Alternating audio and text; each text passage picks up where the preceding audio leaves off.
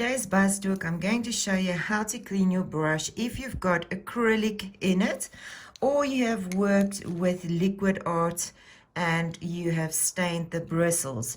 So we do want to use only monomer to clean our brush, and we clean as we go along.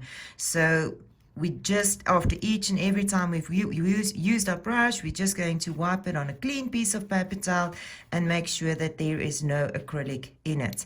But if you come in a situation where you have acrylic that has dried into your brush, then to soak it into your monomer is going to take a long time. So what you can do is you can just take normal acetone and then mix it with your monomer. So not straight acetone, but mix it with your monomer.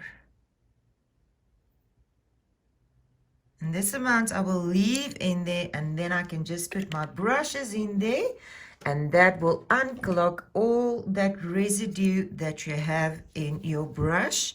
And then you can just wipe it on a clean piece of paper towel.